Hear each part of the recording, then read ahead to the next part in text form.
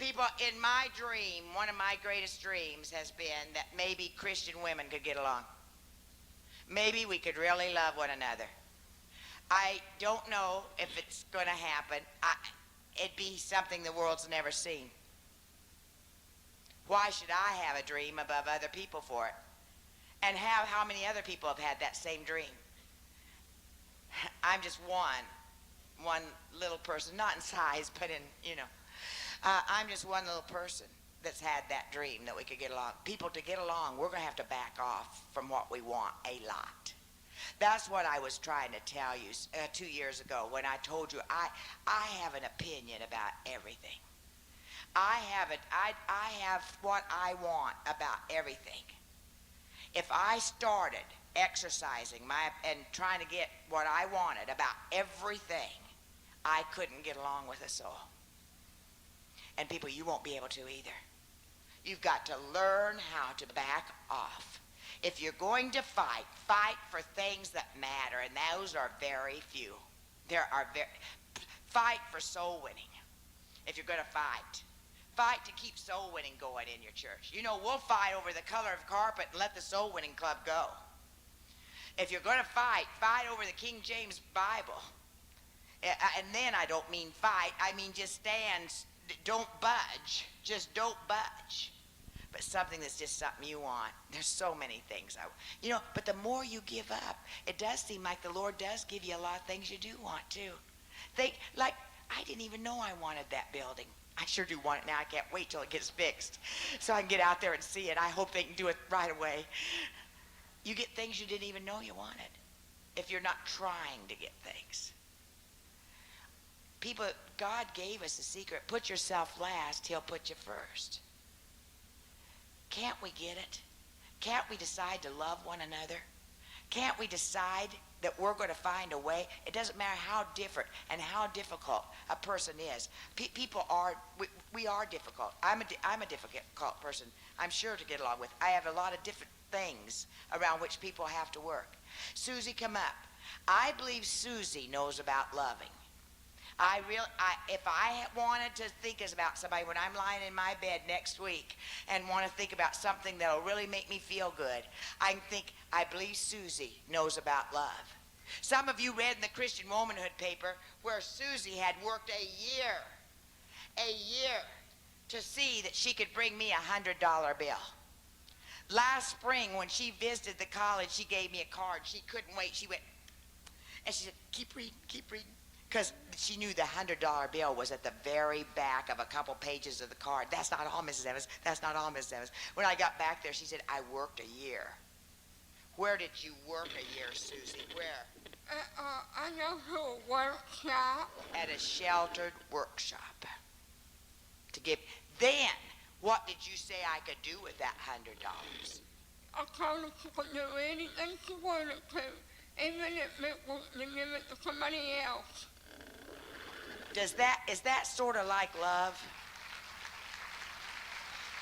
Very seldom have I ever had anyone work a year. Never, Susie. Never. Am I on your good ear? Get on the other side, will you? I have my hearing aid. Oh, you got your hearing aid on, okay. Never in my life have I ever known of someone working a year to give anyone $100 and then say, give it away if you want to. Susie, I think you know something about love. How long have we been friends? Since what year? Can you remember? 1973? Did you come to college with your brother and your mom? 1978. We've been friends since 1978. Have we ever been in trouble? Have you ever felt bad toward me? Now, have you really? If she has, I don't know it. People, you might feel bad towards somebody, but don't let them know it. I've never known it. I've treated her shabbily sometimes. She's had to just sit and wait for me for hours when I said we were going to go out together or something like that. She just had to sit and wait for hours. But she's never let me know it bothered her. I think that's the love I have in mind. Susie, next week when I'm feeling pretty rotten, I'm going to think about you. Okay?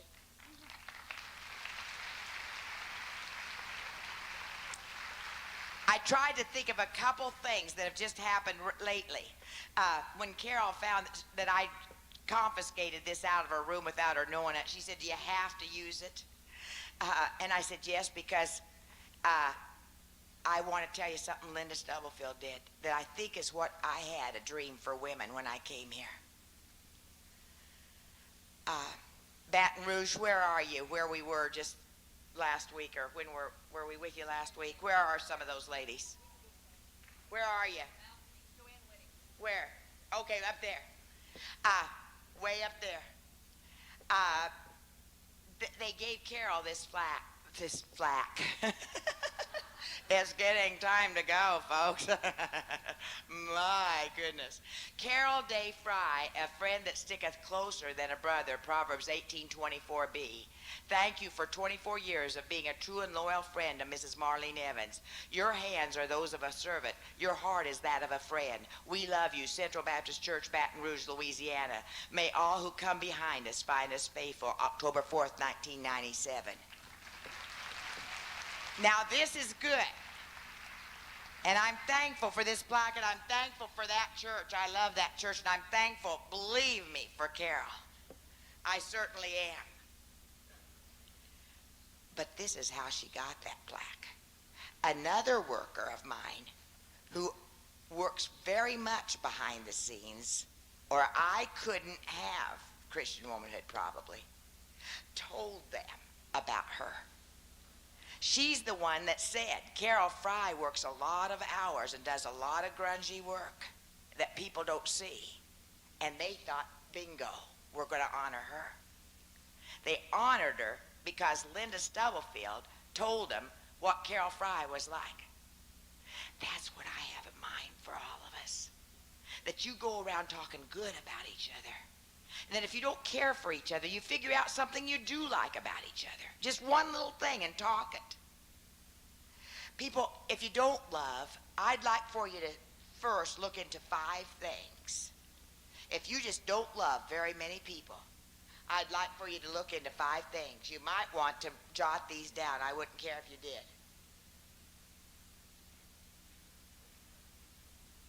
I'm very serious about them. I think we don't love ourselves or anyone else or care one thing about ourselves or think there's anything to ourselves when we're tired. I look into about rest. People tell me I can't sleep. Keep working until you find someone who can help you to get sleep. It is a serious matter. It could cause you to hurt your home to where you'd have the breaking up of your home. I believe lack of sleep could cause you to ruin a church. Not be appreciative of what church you have and what the good things are there are in it as you grouse around and talk negative about others. There is someone that can help you. We'll keep putting things in Christian Womanhood for you. Watch it to see if this might be one more chance that you could try something that was so that you could get some sleep. I'm almost proud I have to watch it, that I get as many naps as I do. I'm so thrilled that I can go to sleep. Because I know I couldn't do what I do if I didn't go to sleep, and I know I wouldn't care about you as much if I didn't go to sleep, if I didn't get to sleep.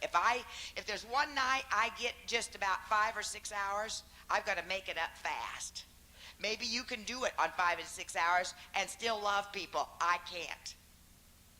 I need 8 hours of sleep, and that's when I was young, healthy, and strong. And I worked hard in my dad's restaurant, but my dad always saw to it that we could go back and on the couch in our little living quarters behind the restaurant and get a nap. He always thought that that girls ought to have naps. My dad knew that. Why don't we know that? Oh, but I've got so much to do.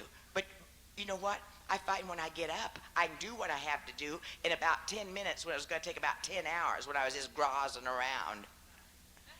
Check yourself about rest. Check yourself about food. When you're full of candy bars and pop and chips and all of those kinds of things, you are tired, you are sluggish, you don't like yourself or anybody. I just thought it was kind of a cute little thing. I don't have time for exercise. God made some things that we've got to have time for.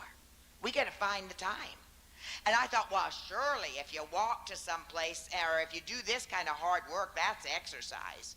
No, there has to be some real exercise. Check that in your life. Relaxation. I've heard people say, I love to read. That's my hobby. Good books, too. Decent books. But I haven't read a book in 3 years. If that's you, I wouldn't tell it. Because it probably says you're not loving people very much. Because you need some relaxation. God made us that way. Don't brag about not getting sleep. Don't brag about not getting relaxation. Don't brag about not getting the right food or exercise and medical care. People, if you have to beg, plain out beg for money to get to a doctor that will give you some help, beg. Because it might mean the difference of a church splitting up, a Sunday school class splitting up, a WMS circle splitting up, a home splitting up. Those 5 things. I'm saying them again. Rest, food, exercise, relaxation, and medical care. You can still put in quite a day, and probably a better day, a more effective day, and get those in moderation. I don't mean take a 5-hour nap. You know, people who work with me say, I don't know why I'm so tired. And we start figuring out what all they've done, and there are people who, when they do what they do with all their might. And of course they're tired, you know, and we start figuring out how many hours they actually have slept, and good night, of course they're tired. So they don't like anybody. People, look at those things first. Look now we'll go on. Look to whether you're doing what God wants you to about the Bible, about soul winning and those kinds of things. Got another note. My uncle, Carl Rogers, Honolulu, Hawaii, got saved on the phone. Janice Johnson talked to him, 6:30 a.m. Praise the Lord. Harriet Hall.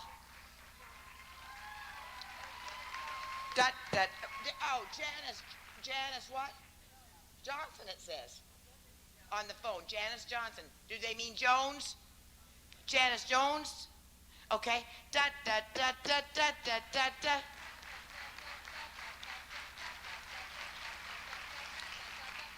Charge! Okay, keep it going. Now, people, there are going to be folks who are different. I come from a different family. My sister doesn't, but I do. She didn't know her family was different. I asked her before she married, did she tell her husband that we were different? She didn't know we were. But I know that we're a little bit different. People, you got to be different when your grandpa's legs buried out in the garden. Grandpa fell in a flour mill, and that was in about 1932, something like that, and they couldn't do much at that time with nerve endings and all that kind of thing, and they put alcohol, his back hurt, so they put alcohol into his back and killed a leg. And then they had to take the leg off in Omaha. And Grandpa and Grandma lived in Blue Springs, and Grandma didn't want anything of Grandpa left in Omaha. So they put it in a box and brought the box home and put it in the garden. Well, when Grandpa's his toes started itching, then he asked Uncle Dean to go out and turn the box over so his toes would stop itching. Now, everybody laughed and laughed and laughed. Since then, we know about phantom pain. And we realize that it's real, that his calf of his leg really did hurt because the nerves leading down were still there. I don't know whether turning over the box helped or not. At that time, you could go to work early. At 12, I went to work in a dime store, and I sold my grandpa and other people like him glasses. I thought I was so good. You know, you just put a thing up, and you put it up like this and like that, and they looked in there, and you said, I think that's it, and you sold them. Not too long ago, I thought I could do the same thing for Carol Fry, so we went to a Walgreens, and we were at the mall out here at South Lake, and we found some glasses, but they'd gone up since the 1940s, and they were about $9 $9 or something. So we didn't have quite enough money, and I thought if I go out and look, she can stand in the line to get pay, and I'll go out and look in the mall, and I'm sure some House Anderson kids will come by, and we just needed about 98 cents or something like that, $1 or something, and I'll borrow money off of some of those kids that are so rich. And no one came by for the one time that the students didn't come by. But Mabel Boardway came by, the wife of the chairman of our board of deacons. She and her daughter Kathleen came by, and she was clear across the mall, and I went, Mabel, I need $1. Can you loan $1? And I don't know why she laughed, but she did. I didn't think it was funny at all. Things that I don't think are funny, other people think are funny. I know I'm funny. I know I'm different. A lot of folks are different. I like brown bags. I love brown bags. I want brown bags. They are my briefcases. What does Linda Stubblefield call them? Portable briefcase. Marlene Evans portable briefcase. And people, when they started making them with these little handles on, I just went wild. There are people in this church and my stepmother and different ones who save them for me. People don't buy me any briefcases. I have them. I have nice ones. But you can't put everything in a briefcase. And you can put, I take one of these to school, and I leave it at school, and I start putting the things I want to take home and when I leave the school right at the beginning of the day, and when I get home I unpack it, and I start a new briefcase. Now I told Dad I was about out of paper bags, and he said, Marlene, you're going to have to be more careful with them. He didn't think it was funny at all that I used paper bags. He just thought I ought to be more careful with them. Then my younger sister asked Doris, she said, she's from Texas, and when she saw me at home in Nebraska with these, she didn't know about these. How many of you know they have these now with nice handles on them? She said, does Marlene have those girls at the school put those handles on them? I know I'm different. People, all of you are different too, aren't you? Every one of you have things that are different about you. Can't we love one another? I sound like Rodney King, the man out in California who said, can't we love one another? I said the other night, started saying, I don't understand my dad. I asked my sister, does she understand? When Doris was getting married, all of a sudden, there was about 30 of us in the motel. We didn't have the restaurant then. We had a little mom and pop motel, 10 units. We were this way with the house right here.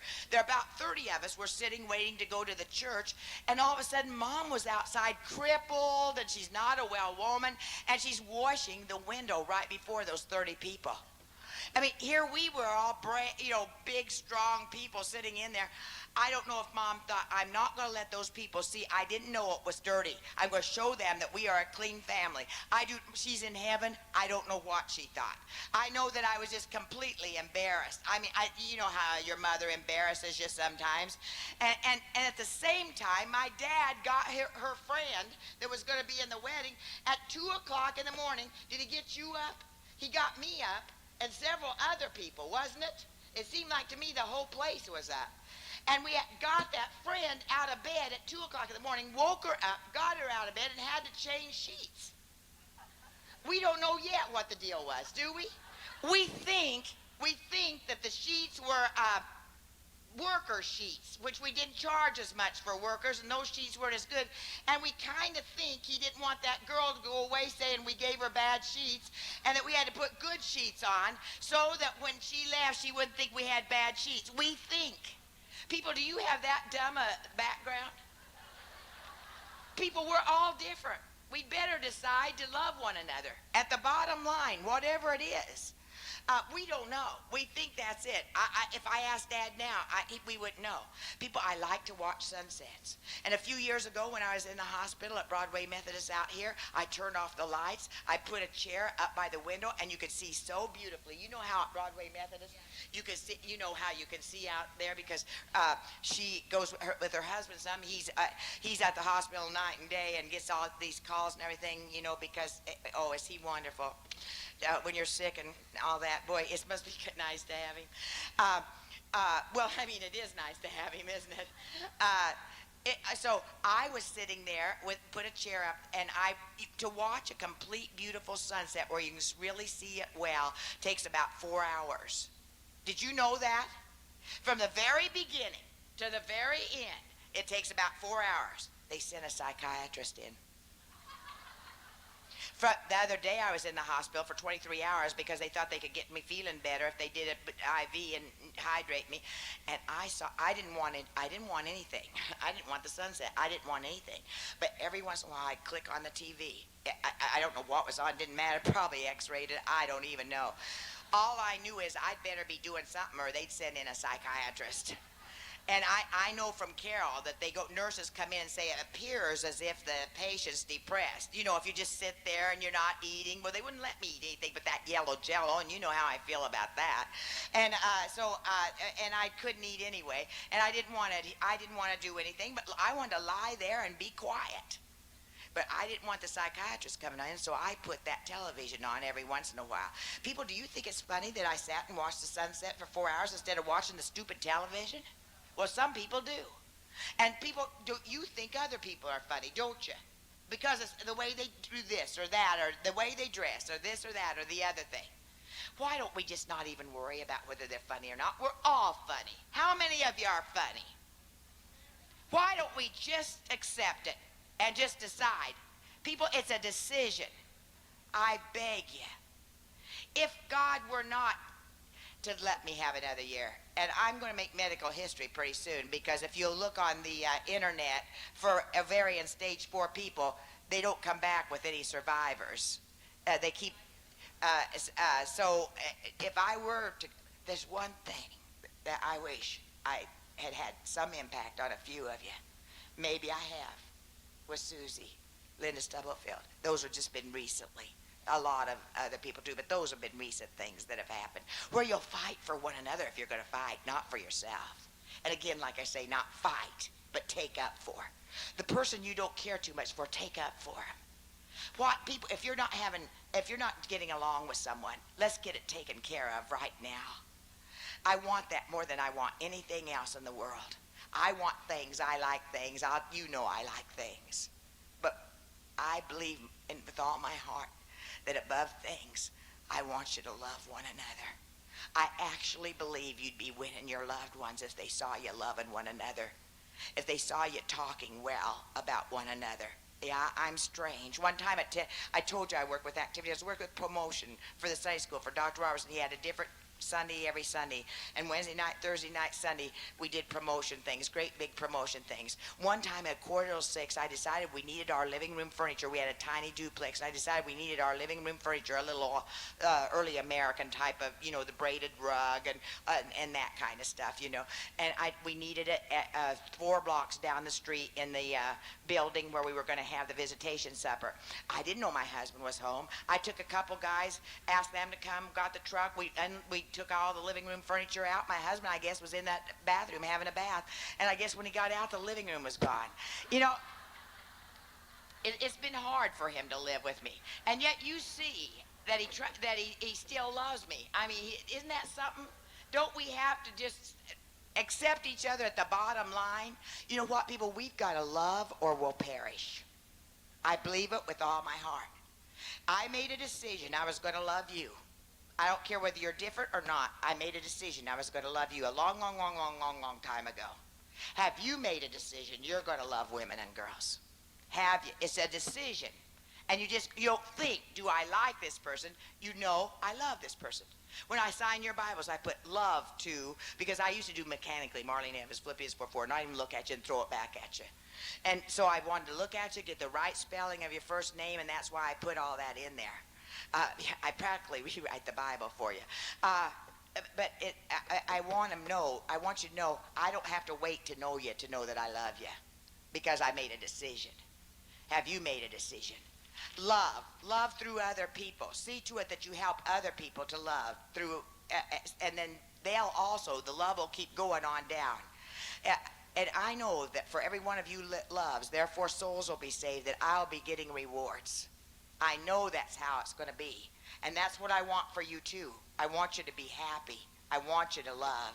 I want you to learn to forget what each other's idiosyncrasies are, what each other did that wasn't very nice, what each other said. Some people talk so, like Carol was talking, they hurt you and they don't even know they hurt you.